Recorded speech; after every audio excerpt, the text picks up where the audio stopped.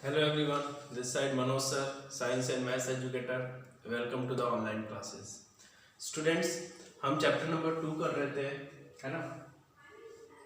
हम chapter number 2 के page number 20 पे आप लोग आइए। हमने ट्रू सॉल्यूशन पढ़ लिया था कि ट्रू सॉल्यूशन क्या होता है, प्रॉपर्टी पढ़ लिया था, एक्वा सॉल्यूशन पढ़ लिया था, नॉन एक्वा सॉल्यूशन पढ़ लिया था, है ना? जिन्होंने नहीं पढ़ा था प्लीज आप लोग जो है वीडियो को देखिए, प्रीवियस वीडियो को, और समझिए, क्योंकि अगर पिछले वाले वीडियोस के टॉपिक समझ में नहीं आएंगे तो आने वाले वीडियोस के टॉपिक्स भी आप लोगों को नहीं आने वाले। ठीक है, पेज नंबर 20 पे हमारा जो टॉपिक है वो है कंसंट्रेशन ऑफ सॉल्यूशन। सबसे पहली वर्ड जो है कंसंट्रेशन का मतलब क्या, सॉल्यूशन क्या होता है। सबसे पहली बात, सॉल्यूशन क्या होता है, mixture of solvent and solute, है ना? सॉल्यूशन क्या होता है आपका, सॉल्यूट प्लस सॉल्वेंट, यही होता है सॉल्यूशन, है ना? अब सॉल्यूट और सॉल्वेंट क्या होता है ये भी मैंने आप लोगों को समझा चुका हूं कि जो ज्यादा क्वांटिटी में है वो क्या होता है आपका सॉल्वेंट होता है, और जो मिक्स हम कर रहे हैं किसी भी चीज में वो क्या होगा आपका सॉल्यूट होगा। जैसे कि हमने फॉर एग्जांपल मान सकते हैं कि वाटर एंड शुगर को मिक्स कर रहे हैं तो वाटर की क्वांटिटी ज्यादा है ना? तो वो क्या हो जाएगा आपका सॉल्वेंट हो जाएगा, और उसके अंदर जो शुगर ऐड कर रहे हैं हम लोग 2 स्पून 3 स्पून, वो क्या हो जाएगा आपका सॉल्यूट हो जाएगा। ओके, यहां तक होने के बाद में कंसंट्रेशन का क्या मतलब होता है। सबसे पहली बात है कंसंट्रेशन का मतलब होता है अमाउंट, क्वांटिटी, कि हमने वाटर के अंदर शुगर ऐड कर रहे हैं मगर उसकी क्वांटिटी कितनी है, तो हम कहेंगे 2 ग्राम ऑफ शुगर, तो वो 2 ग्राम जो है वो उसका कंसंट्रेशन हो जाएगा, क्वांटिटी, है ना? तो कितने सॉल्यूशन, कंसंट्रेशन का क्या मतलब हुआ, कंसंट्रेशन का मतलब हुआ आपके अमाउंट या फिर क्या बोलते हैं क्वांटिटी, कितने क्वांटिटी में हम लोग जो ऐड कर रहे हैं कोई भी चीज में, है ना? जैसे सॉल्वेंट में वाटर में हमने ऐड कर दिया 2 ग्राम ऑफ शुगर, तो 2 ग्राम क्या है उसकी क्वांटिटी है, ठीक है ना? तो नॉर्मली अपन इसको पढ़े तो the quantity of solute dissolve in given solution, the quantity of solute dissolve in solution या सॉल्वेंट, ठीक है? ठीक है, quantity of solute dissolve in, कितनी क्वांटिटी में सॉल्यूट हम डिसॉल्व कर रहे हैं वो उसको हम कहते हैं concentration of that particular solute. जैसे कि अगर हम वाटर में सॉल्ट ऐड कर रहे हैं 5 ग्राम, है ना? तो 5 ग्राम जो है वो उसकी कंसंट्रेशन ऑफ क्या हो जाएगा आपका सॉल्यूट हो जाएगा। ओके, अब इसको मेजर करने के लिए 2-3 चीजें हैं, हम किस तरीके से मेजर करेंगे, मास बाय मास के हेल्प से करेंगे, वॉल्यूम बाय वॉल्यूम के हेल्प से करेंगे, या फिर पीपीएम जो लास्ट टॉपिक है हमारा उसके हेल्प से करेंगे। तो मास बाय मास की percentage, mass by mass percentage मतलब मास ऑफ सॉल्यूट अपॉन में mass of the solvent solute, है ना? मास बाय मास को मैं किस तरीके से ऐड करेंगे कि मास ऑफ सॉल्यूट अपॉन में मास ऑफ सॉल्यूशन इनटू 100। अब परसेंटेज में कोई चीज निकालना होता है तो हमें क्या करते हैं, इनटू 100 करना पड़ता है। जैसे कि फॉर एग्जांपल में आपको दिया होगा कि 12 ग्राम ऑफ ग्लूकोज जो है वो डिसॉल्व है 200 ग्राम ऑफ सॉल्यूशन। तो अगर हम इसको ऐसे सॉल्व करें कि 12 ग्राम ऑफ ग्लूकोज जो है वो डिसॉल्व है आपका 200 ग्राम ऑफ क्या सॉल्यूशन में, तो ये कितने परसेंटेज में है, तो इनटू में अपन ने 100 कर दिया, 2 से 2 जीरो कैंसिल आउट, 2 से 6 कर दिया, तो हमारे पास कितना आ गया 6%, सॉरी 6%। ठीक है, तो कुछ इस तरीके से जो है हमने पर्टिकुलर पता लगा लिया कि 6% ऑफ सॉल्यूशन जो है 6% ऑफ ग्लूकोज जो है वो आपका सॉल्यूशन में ऐड किया गया है, ठीक है ना? तो ये इस तरीके से हम जो है सॉल्यूट की क्वांटिटी पता लगा सकते हैं कि कितने क्वांटिटी में वो जो है सॉल्यूशन में एड ऑन किया गया है, वो चीज को हम क्या कहते हैं concentration of particular that solution. ठीक है, अगला ये तो है मास बाय मास परसेंटेज से। अब अगर हम देखते हैं वॉल्यूम बाय वॉल्यूम परसेंटेज से करें तो क्या होगा, तो सेम फॉर्मूला है, सिर्फ मास की जगह पे आपका क्या जाएगा, वॉल्यूम ऑफ सॉल्यूट अपॉन में वॉल्यूम ऑफ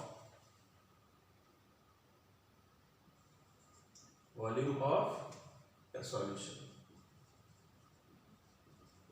ठीक है, इनटू में 100, ठीक है, वॉल्यूम ऑफ सॉल्यूट अपॉन में वॉल्यूम ऑफ सॉल्यूशन।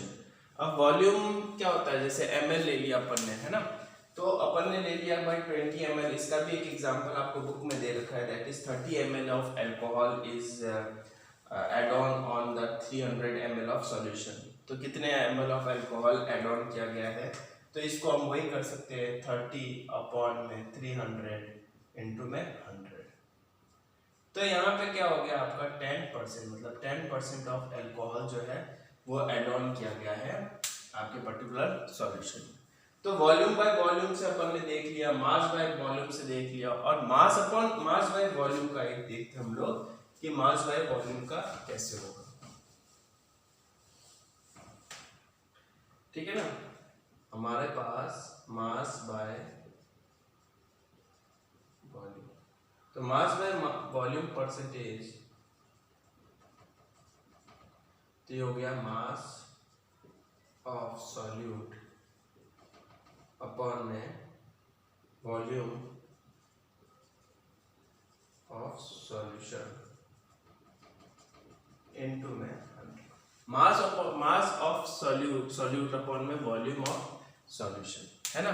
तो इस केस में क्या होता है, कभी कभार वॉल्यूम ऑफ सॉल्यूशन मतलब कि अगर हम वाटर के मॉलिक्यूल में जो है चीनी मिलाते हैं तो उसकी वॉल्यूम इंक्रीज नहीं हो जाती है, क्यों, क्योंकि चीनी का जो पार्टिकल है वो वाटर के पार्टिकल्स के बीच में जो स्पेस है वहां पे जाके क्या हो जाते हैं, फिक्स हो जाते हैं, डिस्ट्रीब्यूट हो जाते हैं, तो उसका वॉल्यूम इंक्रीज नहीं होगा, है ना, एक लेवल तक इंक्रीज नहीं होगा, उसके बाद उसकी वॉल्यूम क्या हो जाएगी, इंक्रीज हो जाएगी, क्योंकि अंदर उसकी वाटर पार्टिकल के जो स्पेस है उसके बीच में जगह ही कम पड़ेगी, और हम चीनी पे चीनी मिक्स करते जा रहे हैं तो उसकी वॉल्यूम क्या हो जाएगी, इंक्रीज हो जाएगी एक लेवल के बाद तक, ठीक है ना।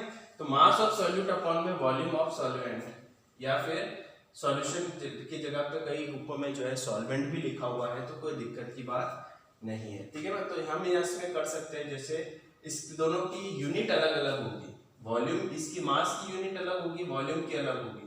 अभी तक जो अपन ने पढ़ा था मास बाय मास, उसमें दोनों की यूनिट क्या थी, सेम थी, ग्राम ग्राम में, केजी में, है ना, और लीटर में, मिलीलीटर में वॉल्यूम बाय। बट इस केस में क्या होगा, दोनों की यूनिट अलग होगी, जैसे 2 ग्राम अपॉन में वॉल्यूम आ गया आपका 200 मिलीलीटर, है ना, इनटू में अपन ने क्या कर दिया 100, तो वही का वही चीज है, 2 से 2 कैंसिल आउट हो गया, 2 से 1, यहाँ पे 20 कर दो 10 हो जाएगा, तो यहाँ पे आपके पास क्या हो जाएगा 10%।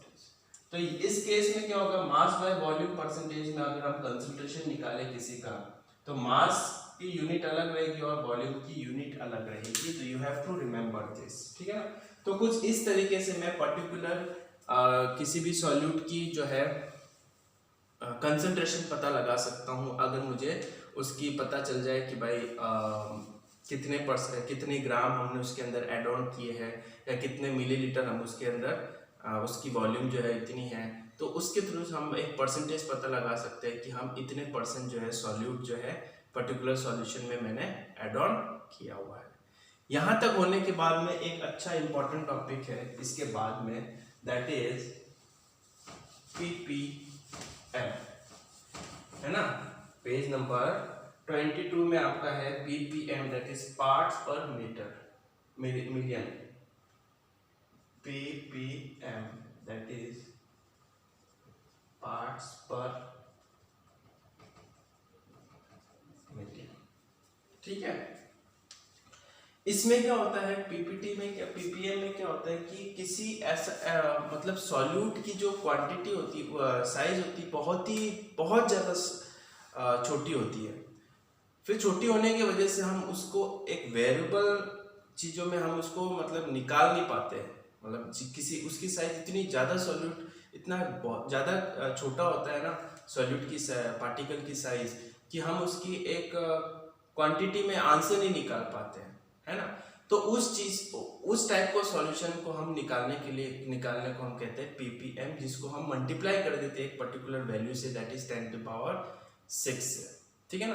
तो इसके अंदर जो होगा वो आपका हो जाएगा mass of solute upon mass of solvent, mass of solute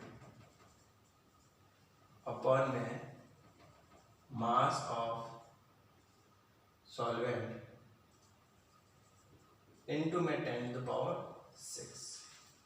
ठीक है ना, इनटू में 10⁶। 10⁶ इसलिए यूज किया ताकि क्या है कि हमें एक वेरिएबल क्वांटिटी मिल सके जिसको हम जो है कैलकुलेट कर सके कि हाँ इतने अमाउंट ऑफ सॉल्यूट जो है ऐड है, इसलिए हमने एक नॉर्मल मल्टीप्लाई किया 10⁶ से, पहली बात। और ये 10⁶ से ये आपका क्या है, मैग्नीफाइंग है, ये आपका क्या है, मैग्नीफाइंग, ठीक है, पहली बात। दूसरी बात क्या है कि इसको निकालने के लिए फॉर एग्जांपल हम अगर देखें कि आपको बुक में आपको एग्जांपल दिया होगा, that is if 10 gram of DTT is present in 10⁶ gram of solution, तो 10 ग्राम ऑफ DTP अवेलेबल है और 10 जो है आपका 6 ग्राम 10⁶ इनटू में 10⁶। 10 ग्राम ऑफ सॉल्यूशन ये दे रखा है, मास ऑफ द सॉल्वेंट कितना दे रखा है 10⁶, तो कैंसिल आउट होके क्या होगा 10 ppm। अब एक चीज इतनी अच्छी है इसके अंदर, इसकी कोई यूनिट नहीं होती है, पहली बात इसकी कोई यूनिट नहीं होती है, ये यूनिटलेस कहा जाता है इसको, है ना। और दूसरा चीज क्या है, वेरी डिस्टेंट सॉल्यूशन होता है, बहुत ही मिक्स हुआ सॉल्यूशन जिसकी वैल्यू हम नहीं निकाल सकते, है ना। तब जाके हम क्या करते हैं 10⁶ से उसको मल्टीप्लाई कर दे और एक वेरिएबल क्वांटिटी, एक डेटा हमारे पास निकल के आता है कि इतना जो है हो सकता है कंसंट्रेशन, ठीक है ना। तो यहाँ तक होने के बाद में कुछ एग्जांपल है, जैसे एक एग्जांपल मैं आपको कह सकता हूँ 4.8 ppm। अगर ऐसा दिया हो तो हम लिख सकते हैं 4 gram of solution in 4.8 gram of solution in 10⁶ gram of solute।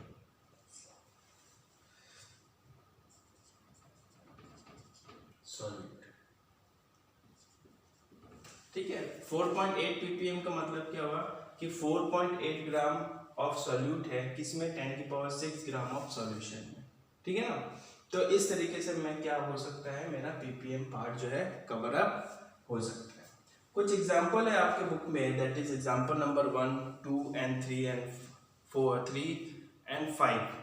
ये एग्जांपल बहुत इजी है, आप खुद भी कर सकते हैं, mass by mass, volume by volume, जिस तरीके से उसने क्वेश्चन में अपने आप पूछ लेगा, वॉल्यूम बाय वॉल्यूम से निकालो या मास बाय मास से निकालो, वो आप कर सकते हो। यहाँ तक होने के बाद में जो है हम चलते हैं अगले topic, that is what is suspension, ठीक है ना। सस्पेंशन के बारे में अपन देखते हैं कि सस्पेंशन क्या होता है, ठीक है। सस्पेंशन क्या होता है, what do you mean by suspension.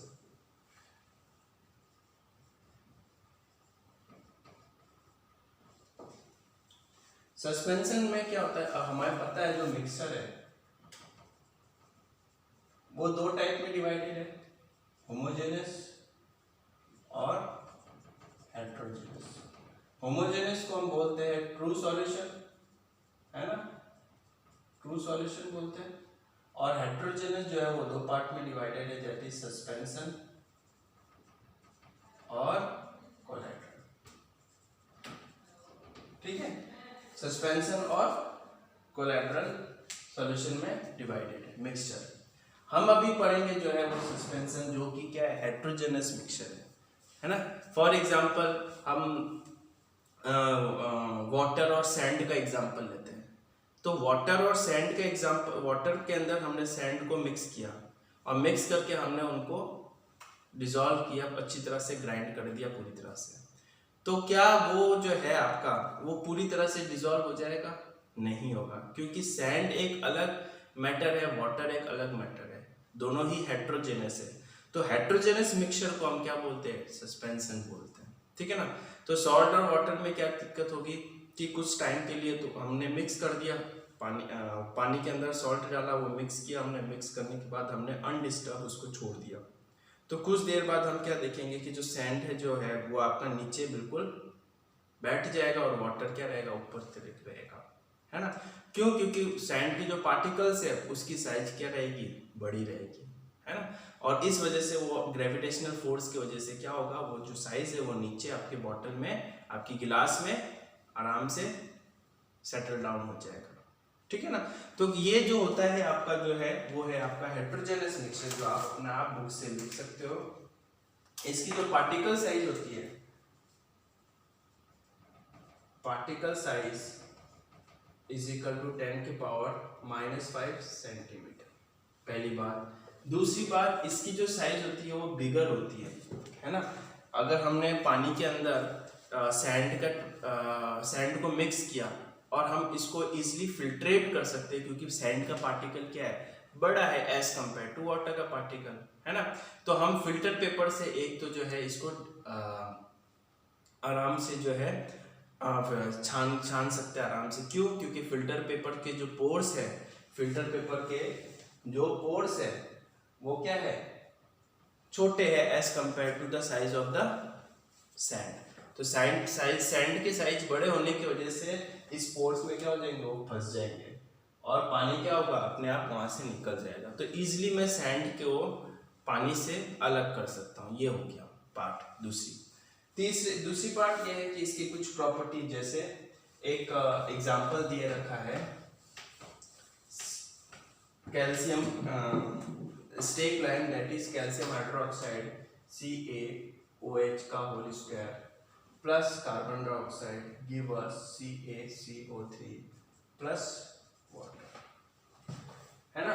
आपका सेकंड पार्ट में दिया गया, इस कैल्शियम हाइड्रोक्साइड को बोलते हैं स्टेक लाइन, अपन बोल सकते हैं इसको। आपने देखा होगा घरों में जो होता है वो व्हाइट पट्टी करते, घर बनने के बाद में वो पट्टी लगाते हैं व्हाइट कलर की, ठीक है ना, दीवारों पे चूने की वो करते हैं, है ना। तो वो जो होता है वो आपका क्या होता है? कैल्शियम हाइड्रोक्साइड होता है, पहली बात। दूसरी बात क्या हो गया, अगर हमने जो व्हाइट पट्टी करवाई है, पुट्टी बोलते हैं आई थिंक, व्हाइट पुट्टी जो हम दीवारों में करवाते हैं, तो वो उस टाइम तो शाइन नहीं करता, मगर कुछ देर बाद क्या होगा? वो शाइन करने लग जाएगा 2 दिन। क्यों? क्योंकि एटमॉस्फेयर में जो कार्बन डाइऑक्साइड है वो क्या होगा? उससे रिएक्ट करेगा और एक शाइनिंग सरफेस लेके आ जाएगा, ठीक है ना। तो इस वजह से क्या होगा? जब ये कैल्शियम हाइड्रोक्साइड कार्बन डाइऑक्साइड से रिएक्ट हुआ तो calcium carbonate plus water, calcium carbonate को व्हाइट कलर का होता है, व्हाइट प्रिसिपिटेट बोलते हैं, है ना। वो क्या होगा? जब हम मिक्स करेंगे कैल्शियम हाइड्रोक्साइड और वाटर को मिक्स करेंगे तो कैल्शियम कार्बोनेट बनेगा, और वो कैल्शियम कार्बोनेट जो है व्हाइट प्रिसिपिटेट के नाम से जाना जाता है, जो कि सेटल डाउन हो जाएगा और वाटर जो है ऊपर जो है हमें वाटर अलग मिल जाएगा। तो ये कुछ एग्जांपल है आपके सस्पेंशन से, जिसमें जो दोनों मिक्सचर जो है वो क्या होता है? हेट्रोजेनस मिक्सचर होते हैं, वो मिक्स नहीं हो पाते, ठीक है। कुछ इसकी प्रॉपर्टी देख लेते हैं हम लोग। पहली प्रॉपर्टी,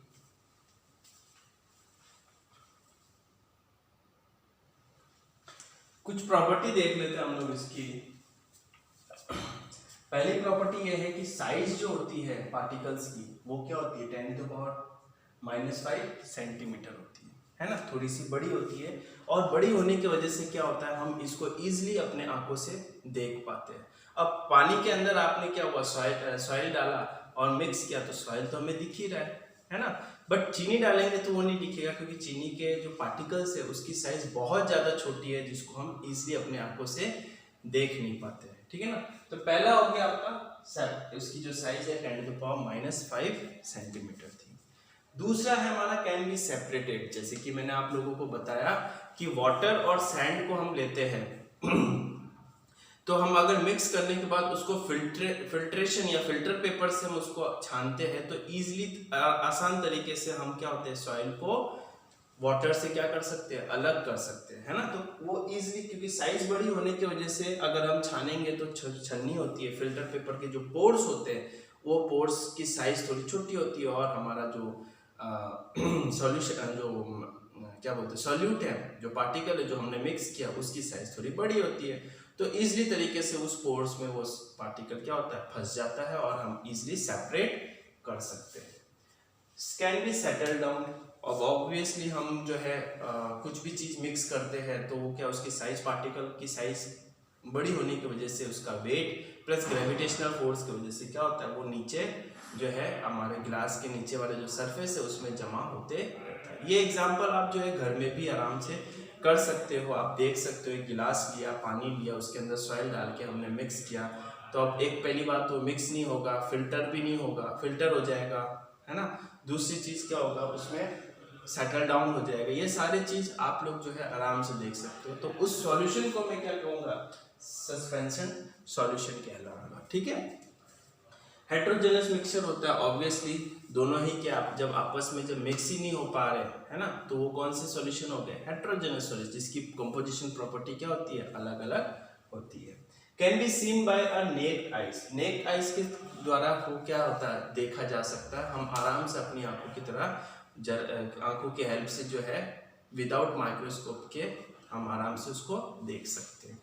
दूसरा है scatter down, scatter beam of light. Light scatter beam का, स्कैटर का मतलब क्या होता है कि बिखरना।